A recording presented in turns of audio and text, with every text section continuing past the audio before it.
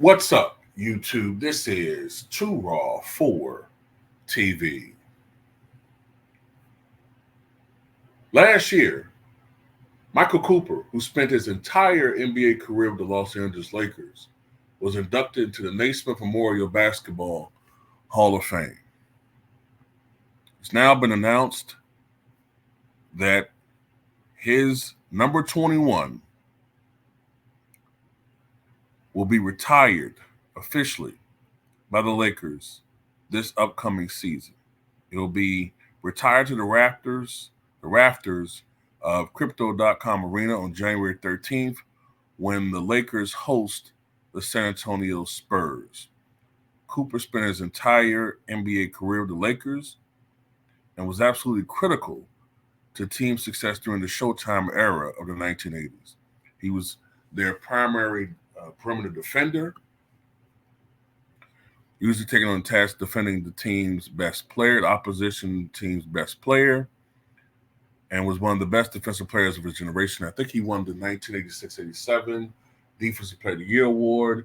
Uh, about the midway point of his career onward, he developed into one of the game's best three-point shooters, and he had the versatility to guard point guard, shooting guard, small forwards, and at times even the power forward position with his lanky 6'7", 190-pound frame. Famous for his long socks, Cooper was named to the NBA All-Defensive First Team 5 times and to the NBA All-Defensive Second Team 3 times, winning the Defensive Player of the Year, as I said, in 1987.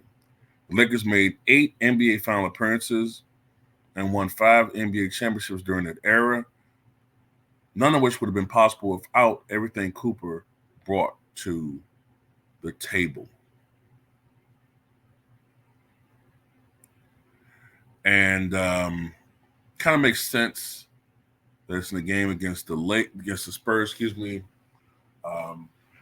Wembanyama is projected to be perhaps over the next decade the game's most impactful defensive player, and the Spurs over the past 20 plus years have developed a reputation for being one of the premier defensive franchises in that particular time.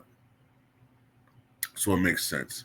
Once again, going over his resume, he played for the Los Angeles Lakers from 1978 to 1990. He was drafted out of New Mexico, the 60th overall pick in the third round. One of the things about Michael Cooper is that he was always fearful of being cut. Even when he was in the prime of his career, he always felt like he was one or two bad games from being cut from the Lakers and his career coming to an end.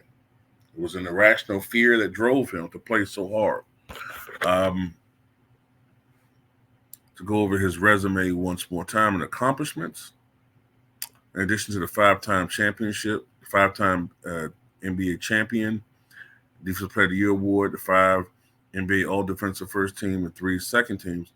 In 1991, he went after his NBA career came to an end. He won the Italian All-Star Game MVP in the Italian League. And 1978 in college, he was first-team All-American. And 1977-78, twice first-team All WAC, which I think stands for Western Athletic Conference, if I'm not mistaken.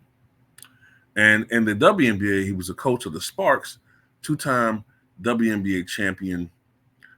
He was a WNBA Coach of the Year in 2000, and he won the D-League championship as a head coach in 2006, and that was with the Albuquerque Thunderbirds.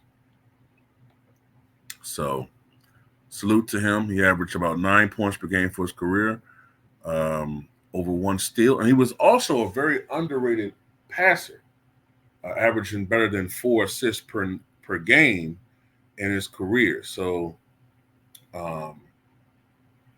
there were times when he was on the floor. There were times when his passing ability allowed Magic to be more on the offensive end, or more offensively aggressive, I should say. But yeah, man, he was very critical to the success of Los Angeles Lakers. He played in 873 games for the franchise, 23,635 minutes, 1,033 steals, 523 blocks, 3,666 assists.